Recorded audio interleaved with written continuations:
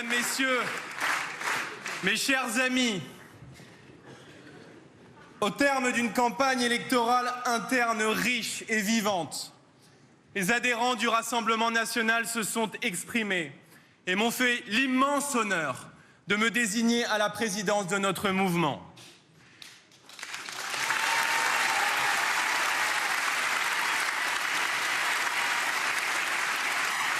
Je tiens d'abord, mes amis, à remercier l'ensemble des militants, des élus, des adhérents de longue date, les nouveaux venus qui m'ont témoigné de leur affection et de leur confiance.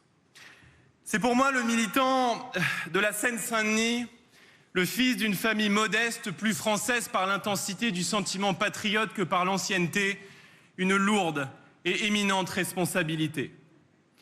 En ces circonstances, je mesure la charge de cette nomination avec gravité et humilité.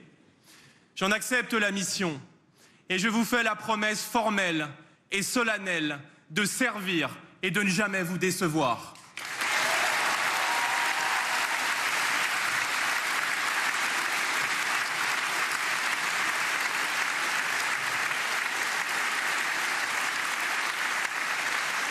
Dès demain matin, dimanche, je réunirai les nouvelles instances du Rassemblement national.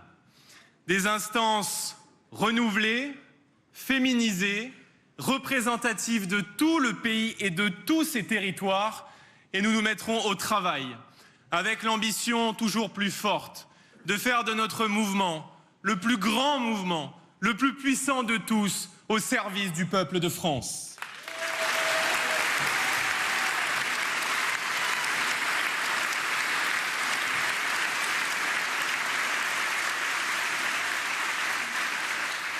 En cet instant dont vous conviendrez de l'importance dans la vie d'un homme, je pense à deux femmes, sans lesquelles je ne serais pas celui que je suis devenu aujourd'hui.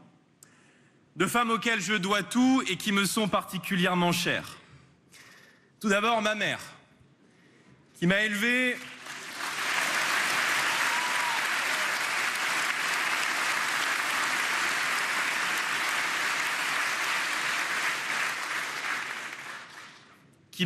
dans la difficulté financière de Drancy à Saint-Denis, qui ne possédait pour seul patrimoine que la dignité d'une femme de devoir et le courage des gens qui se lèvent tôt pour un salaire de misère. Avec mon père, c'est elle qui m'a appris les vertus du travail et l'exigence de l'honnêteté. C'est elle qui m'a transmis l'amour de la France, ce pays si merveilleux qui avait recueilli ma famille en errance depuis le nord de l'Italie dans les années 60.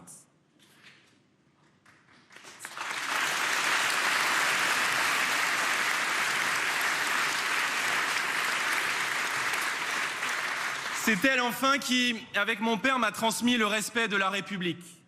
Cette République française qui nous a reconnus comme ses enfants et ouvert les portes de la méritocratie républicaine. Par amour de la France, ma mère est devenue française. Nous n'étions pas d'ici, mais par amour de la France et de son peuple, nous le sommes devenus.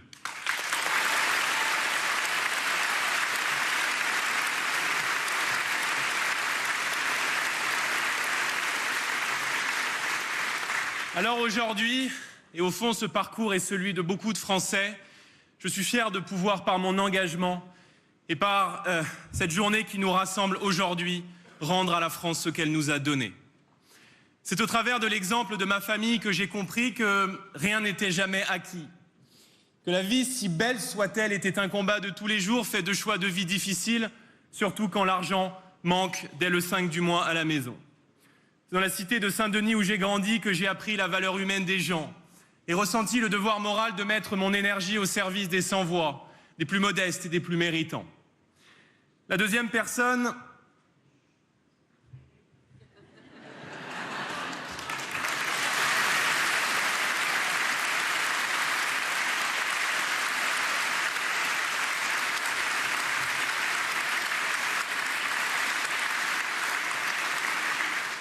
Vous avez deviné? La deuxième personne à qui je dois ce que je suis, c'est Marine Le Pen.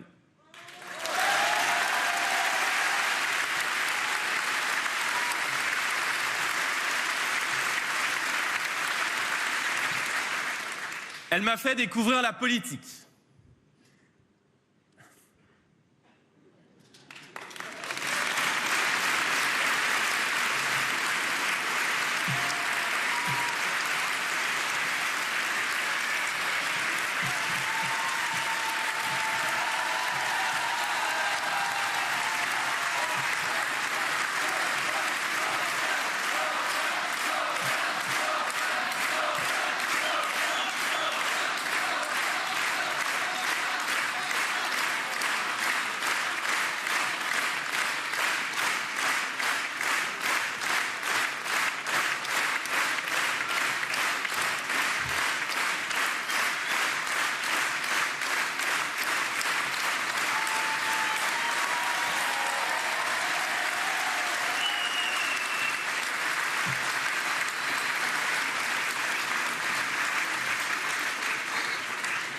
Elle m'a donné le goût de l'engagement et la passion de ce peuple merveilleux qui est le nôtre.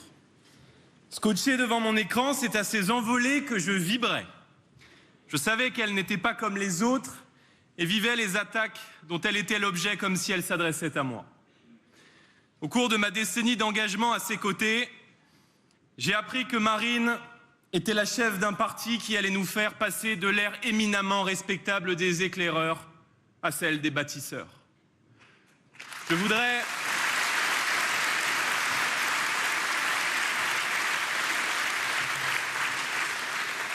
voudrais lui dire aujourd'hui toute ma reconnaissance, mais aussi ma fierté de travailler avec elle, mais surtout pour elle et à ses côtés. Depuis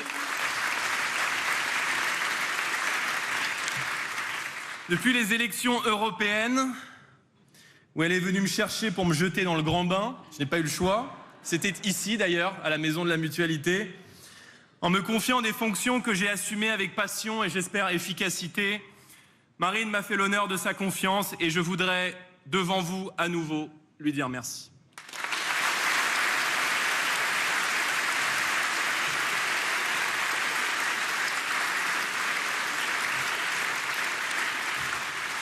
Marine, c'est enfin la femme de cœur, la députée du bassin minier, celle qui aime les gens, les écoute, qui les comprend et partage avec sa sensibilité particulière et sa saine capacité d'indignation à la fois à leurs souffrances et leurs espoirs. À tous, je veux dire que je mesure la chance et le privilège qui, durant ces années, m'ont été faits. Mes remerciements vont aussi aux organisateurs du scrutin, au premier rang desquels David Racheline, qui a été le gardien exigeant de la volonté des adhérents telle qu'elle s'est exprimée.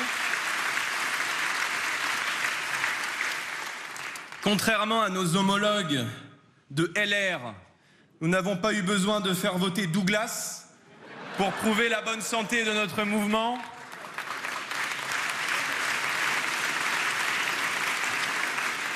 Vous êtes près de 15 000 à avoir rejoint le Rassemblement national depuis le 1er septembre et nous sommes aujourd'hui, grâce à vous, d'après un récent sondage, le parti politique préféré des Français.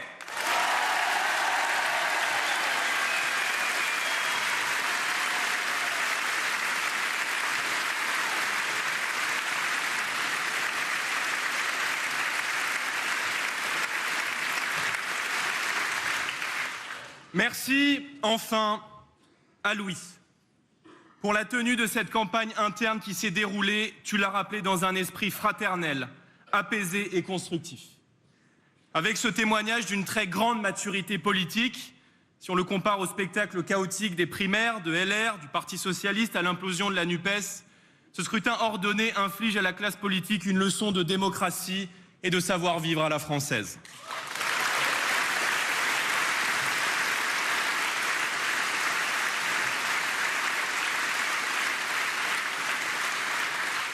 À ceux qui n'ont pas voté pour moi, je veux leur dire que je suis et que je resterai le garant de l'unité du mouvement et du respect de chacun, qu'ils ont toute leur place dans l'aventure qui vient et que j'entends être sans aucune distinction le président de tous les adhérents.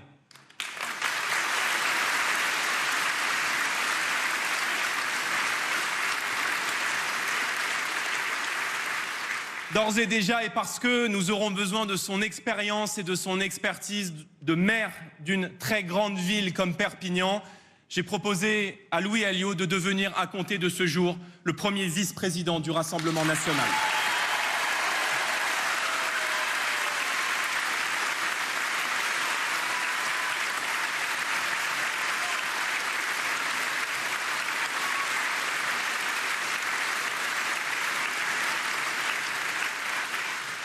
À ceux enfin qui voient dans l'âge un motif d'inquiétude, je veux leur dire que la jeunesse est un défaut qui passe très vite et même je m'en suis aperçu en politique, trop vite.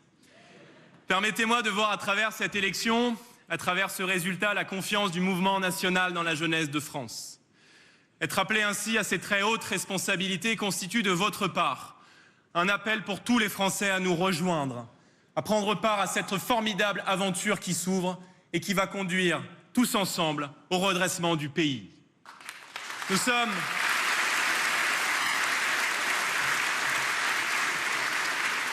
sommes bien plus qu'un parti.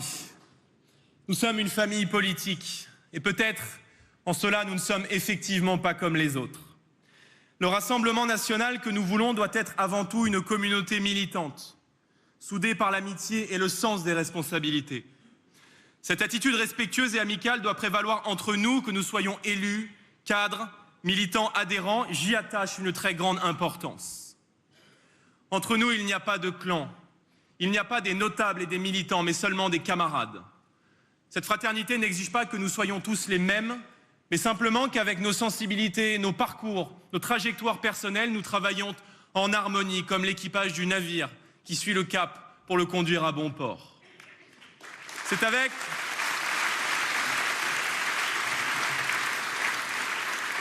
avec cet esprit que nous cultiverons au sein de notre mouvement les valeurs qu'a toujours portées le peuple de France.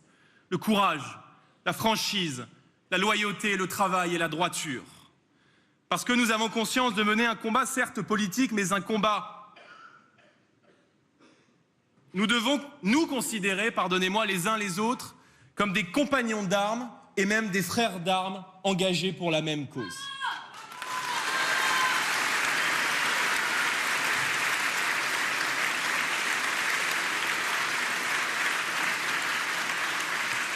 Une cause supérieure et noble que le général de Gaulle résumait avec poésie en parlant de Notre-Dame, la France.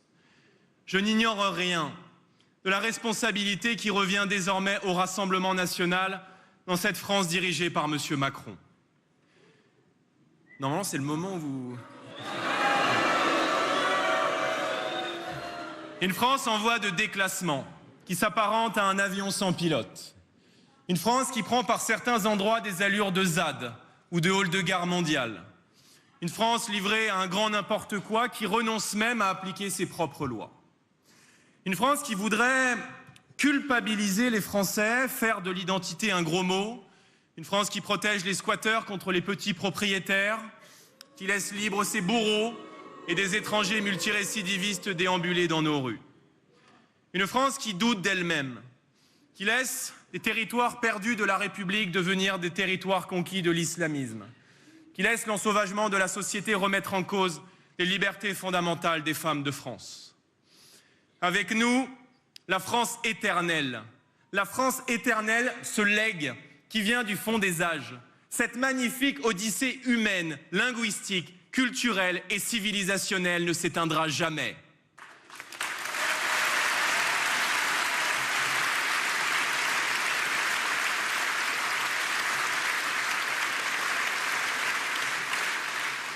Peuple de France, nous t'en faisons la promesse.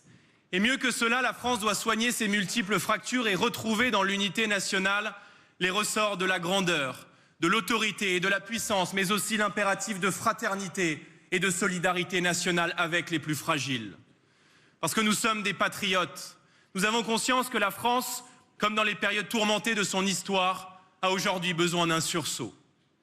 Fidèle au chemin emprunté par Marine Le Pen à la tête du Rassemblement national depuis 2011, j'entends en toutes circonstances privilégier le sérieux, le travail, le sens de la mesure.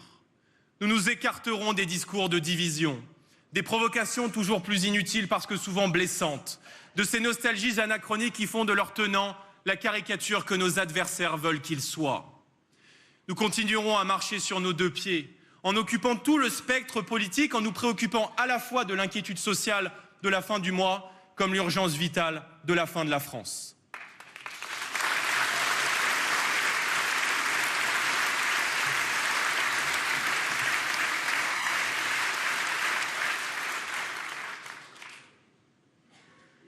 Nous resterons cette force patriote, qui autour de l'idée de nation et d'un État protecteur, parce que restauré, a vocation à rassembler tous les Français d'où qu'ils viennent, quelle que soit leur situation, et pour peu qu'ils partagent avec nous l'amour de la France et le désir de servir.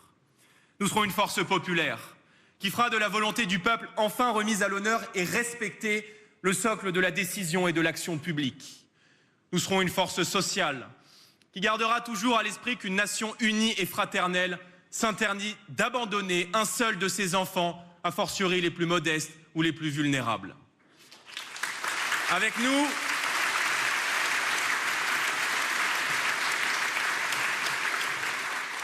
nous, le peuple de France aura toujours la priorité chez lui et nous n'entendons pas renoncer à servir les nôtres d'abord. Nous serons enfin, mes amis, la force de redressement qu'il faut au pays pour conjurer 40 ans d'errement, de laisser-aller, de démission, de lâcheté et je le dis même avec peine, de trahison. Je veux aujourd'hui devant vous m'adresser aux déçus des vieux partis. Je veux m'adresser aux orphelins de la droite. Je veux m'adresser aux orphelins de la gauche. Je veux m'adresser à tous les amoureux de la France, à tous ceux qui refusent de la voir disparaître. Rejoignez-nous. Venez avec nous sur le chemin qui conduit à la conquête du pouvoir et prenez-y toute votre place. Nous allons succéder à Emmanuel Macron.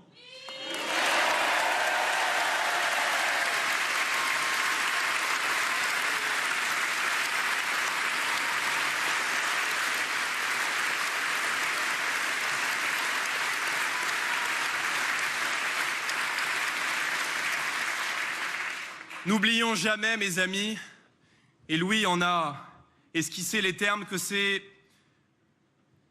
ce sont nos vénérables anciens, que c'est notre mouvement et ses militants qui, dans leur décennie d'histoire, ont redressé le drapeau français que nos dirigeants avaient laissé à terre.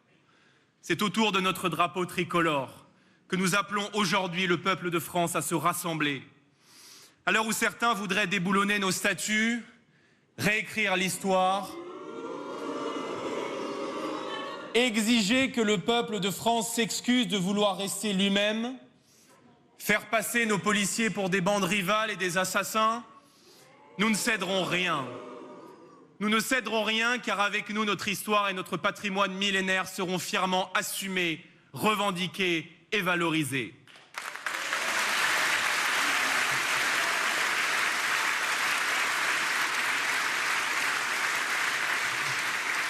Avec nous, personne ne manquera de respect à nos couleurs et cette bataille pour l'honneur de notre drapeau, pour les symboles de la France, de son unité, de son indépendance et de sa grandeur, nous continuerons à la mener.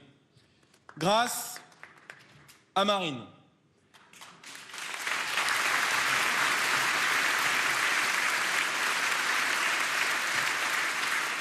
Grâce à Marine, avec le Rassemblement national d'aujourd'hui, nous avons positionné un mouvement qui s'affirme chaque jour davantage comme un parti de gouvernement connecté au réel, un parti qui allie le respect du passé, le souci du présent et la préoccupation de l'avenir.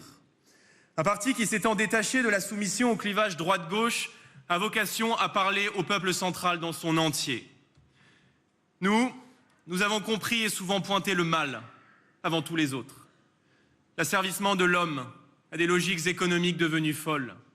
La destruction méthodique de nos défenses immunitaires comme le démantèlement des États-nations, de nos frontières, de nos systèmes sociaux, de nos forces de sécurité intérieures et extérieures, nos policiers, gendarmes, militaires, à tous ces héros du quotidien à qui je veux que nous rendions aujourd'hui un hommage appuyé.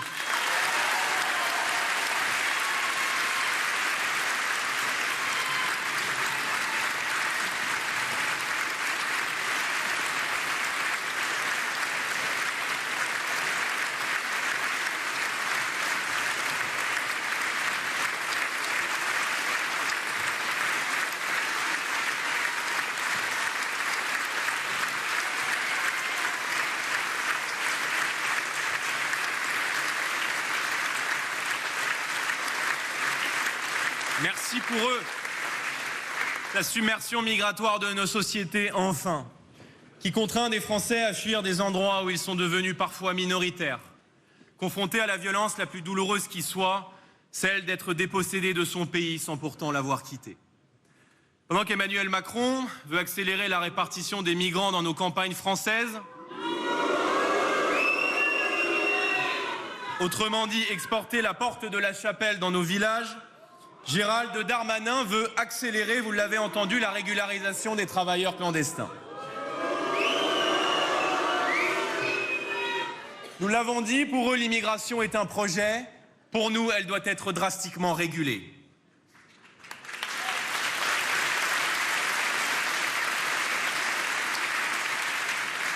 Les Français doivent pleinement s'emparer du débat sur la politique migratoire, en refusant le terrorisme intellectuel qui voudrait les en empêcher. Je pense à cet incident survenu à l'Assemblée nationale et sur lequel j'aimerais revenir en toute transparence.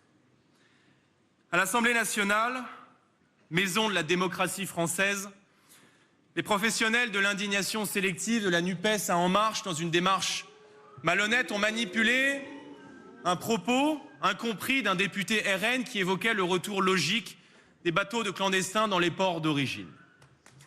Ils se sont livrés à une véritable chasse à l'homme contre un député de la République. Derrière le procès révoltant, injuste, fait à notre député, ils veulent en réalité interdire toute remise en cause de la politique d'immigration menée dans notre pays depuis des décennies.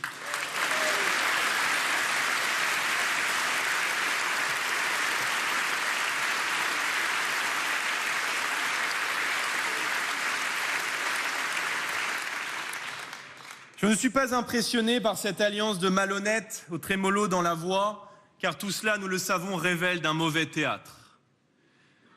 Monsieur le ministre de l'Intérieur, je vais vous dire ce qui m'indigne profondément. Ce qui m'indigne profondément, c'est que 75% des vols violents commis ici, dans la capitale de France, à Paris, le soient par des étrangers, selon les chiffres officiels de votre propre ministère. Ce qui m'indigne, ce sont les agressions commises par des individus en situation irrégulière que le gouvernement n'a pas voulu expulser, qui brisent des vies et qui brisent des familles entières. Ce qui m'indigne, c'est l'effondrement de l'autorité de l'État, débordé par le communautarisme et l'islamisme dont l'immigration massive sont évidemment l'une des sources évidentes. Ce qui m'indigne, c'est que cette politique migratoire a été menée contre la vie des Français, sans jamais les consulter, sans jamais prendre en compte leurs souffrances et leurs cris d'alarme.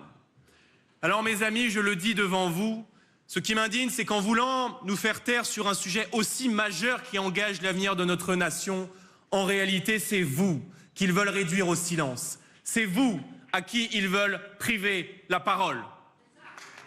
Avec nous,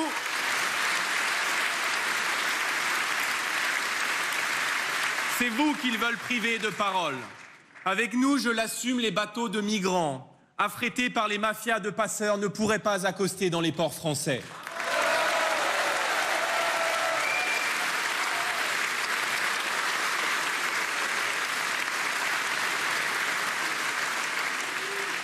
Il y en a, je vais vous dire assez, que le peuple de France soit mis devant le fait accompli, forcé de subir une politique migratoire qu'il n'a pas choisie.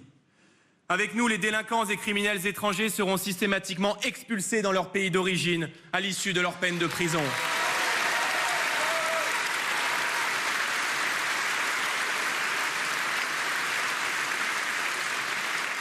Avec nous, les aides sociales, parce qu'ils relèvent de la solidarité nationale, comme les allocations familiales, seront réservées aux Français, parce que notre pays n'a pas vocation à être l'hôtel du monde.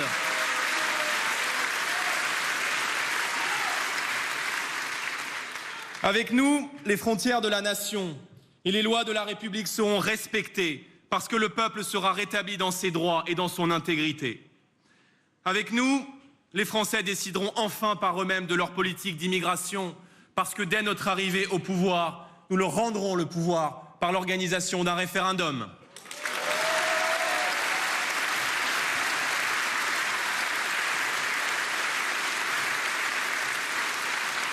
Mes amis, ne cédez rien, car l'immense majorité du peuple de France est avec nous et approuve cette politique. Car c'est aussi pour une certaine vision de l'humanité que l'on se bat. Il n'y a rien, là aussi, d'humaniste à se faire les cautions morales du trafic d'êtres humains que les passeurs opèrent en toute impunité en mer Méditerranée. Il n'y a rien de social à soutenir une politique migratoire utilisée pour peser à la baisse sur les salaires. En défendant ces pratiques, l'axe Darmanin-Nupes défend à l'extérieur la violence des mafias et à l'intérieur la concurrence de tous contre tous.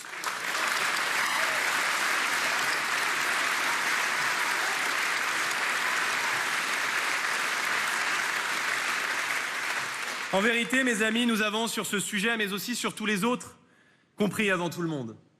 À l'heure des grandes transitions techniques, énergétiques, industrielles ou écologiques, à l'heure des grands défis migratoires, géopolitiques, militaires et idéologiques, notre pays a besoin d'une nouvelle élite, de nouveaux dirigeants issus du peuple qui ne sont attachés à aucun intérêt, si ce n'est celui de servir les Français. Notre pays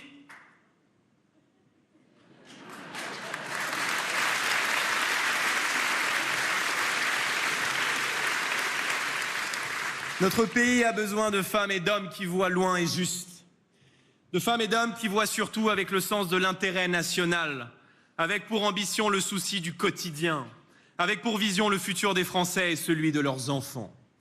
Il a besoin de femmes et d'hommes qui sont d'autant plus solides qu'ils se savent attachés à l'histoire, leur histoire nationale prestigieuse comme à celle du monde où notre pays a brillé tout au long des siècles. Des dirigeants d'autant plus lucides qu'ils savent que l'histoire est tragique et qu'elle ne pardonne jamais aux peuples qui ont renoncé à se défendre, à combattre ou simplement à nourrir un projet commun. Vous êtes ici au Rassemblement national, mes chers amis, les visages de cette nouvelle élite. Cette nouvelle élite qui n'a d'ambition que pour la France et qui aura pour volonté, de faire du grand rêve français, ce rêve de fraternité, de grandeur, une réalité vivante. Mais mes amis, avant tout cela, et c'est probablement ce qui nous rassemble aujourd'hui, il reste encore tant à faire. Un mouvement politique, telle est ma vision, est sous peine de disparition, une entité qui bouge, qui évolue, qui s'adapte et qui s'anime, et c'est l'histoire même de notre famille politique. Pour la diriger, il faut d'abord une équipe. J'en ai une. Je vous l'ai présentée dans les grandes lignes, et je ne l'ai choisie que sur la base de la méritocratie, du travail, de la loyauté à nos idées, de la capacité à décider et à agir pour le quotidien des Français. Je ne suis pas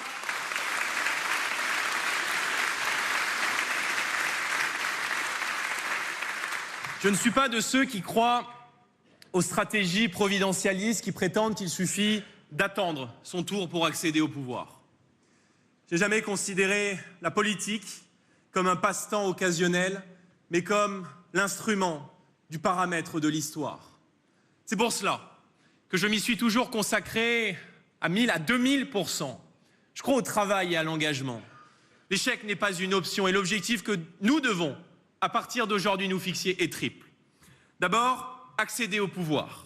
Ensuite, prendre effectivement les commandes. Et enfin, exercer les responsabilités et réussir le redressement du pays. Nous ne gagnerons que si nous nous en donnons les moyens et que si en pratique nous sommes prêts. Prêts parce que rien n'est jamais acquis sans travail. Et nos maires le savent plus que tous. Prêts parce que les Français, dans leur sagesse collective, ne confieront, et à juste titre, les clés de la Maison France qu'à des gens qu'ils estiment compétents et rigoureux. C'est pourquoi je vous appelle, dans les prochains mois et au cours des prochaines années, à l'exemplarité, à la discipline, à la responsabilité. Je vous appelle à l'empathie et à l'action pour ne jamais perdre le contact avec le peuple de France. Nous entendons parachever l'implantation locale, sans laquelle il n'y a pas de lien direct avec le pays, pas de remontée de terrain si essentielle à la compréhension des choses, pas de succès électoral possible. Pour occuper le terrain culturel, trop longtemps abandonné à la gauche, nous le savons, nous multiplierons les études, les colloques, les débats à un rythme soutenu qui permettront de faire émerger les concepts de demain et qui structureront la pensée de notre mouvement en vue d'exercer le pouvoir. La bataille des idées, la bataille des mots, du constat et de l'analyse, nous allons la poursuivre afin de la gagner sur le temps long. C'est aussi dire l'importance que nous attacherons à la formation, à tous les niveaux, des élus, des cadres, des militants, des adhérents, avec notamment, j'en ai parlé durant ma campagne, la mise en place d'une école des cadres.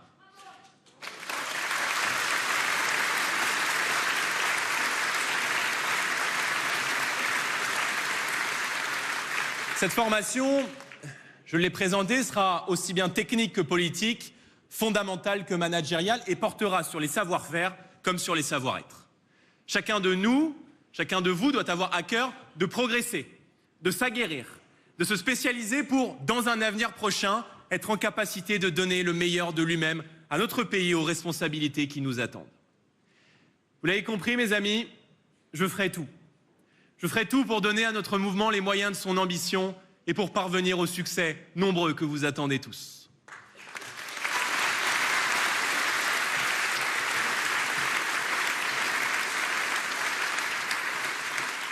Enfin, et pour conclure, pour presque conclure, à l'heure où les peuples d'Europe se lèvent partout, de la France à la Suède, en passant par l'Espagne, la Hongrie ou plus récemment l'Italie, dont je salue les représentants ici dans cette salle, nos amis qui sont venus en nombre.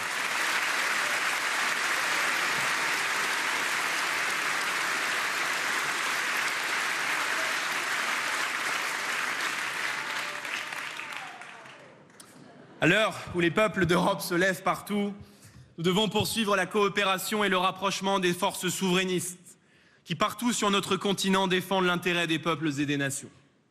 Face à une commission de Bruxelles qui développe à marche forcée sa vision impérialiste, nous devons opposer une réponse coordonnée des nations en Europe.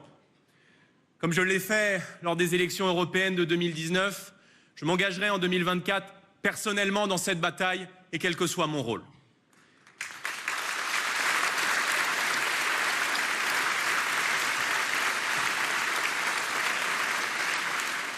Vous le voyez, mes amis, nous allons occuper tous les carrés du jeu. Tout ce qui permettra à notre mouvement, aux idées nationales, au camp national, à notre vision du monde de progresser sera entrepris sans attendre et sans jamais faillir. Je veux en réalité que chacun d'entre vous puisse être fier de notre mouvement, heureux d'en être, heureux de faire partie de cette grande et belle aventure humaine qui porte le nom de Rassemblement national.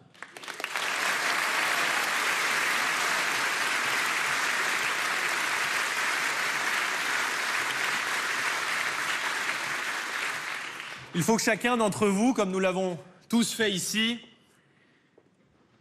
puisse y trouver la place qui lui convient, au service de sa commune, de son département, de sa région et peut-être demain de la nation. La révolution pacifique et démocratique qui a débuté depuis les élections législatives du 19 juin dernier ne fait que commencer. Et nous allons la pousser à son terme.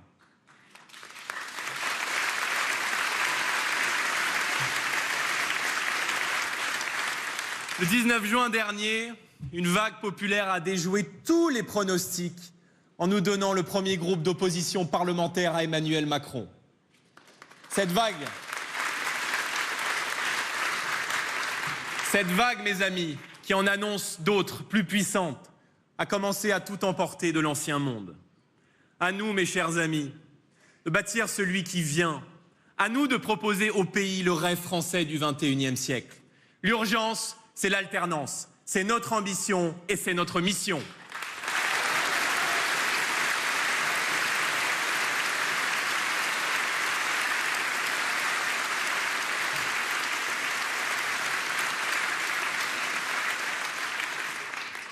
Comme l'écrivait le grand résistant Marc Bloch, nous sommes français.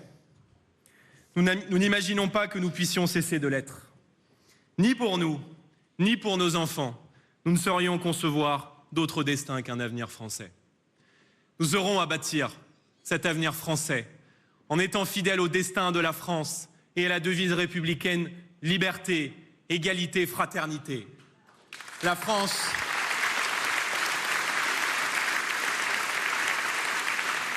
mes amis, c'est un grand récit que nous devons réinvestir pour en tirer la puissance du projet collectif.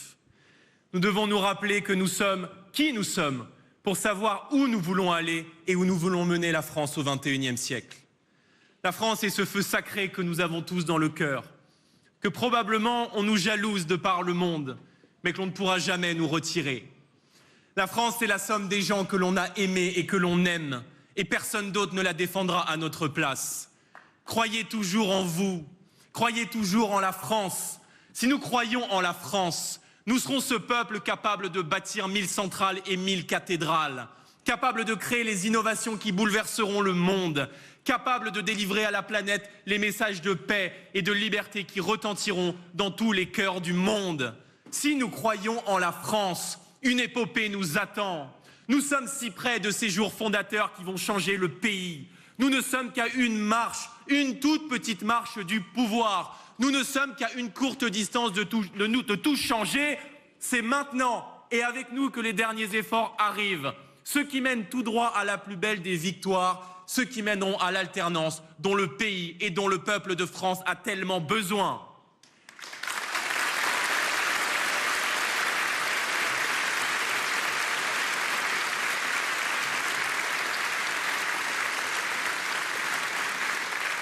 C'est maintenant, mes amis, c'est maintenant avec le Rassemblement national, avec Marine, avec vous tous, que l'on déjouera, comme nous l'avons fait aux législatives, tous les scénarios écrits d'avance pour retrouver la maîtrise de notre destin. C'est maintenant et avec nous. Vive le Rassemblement national, vive la République et vive la France!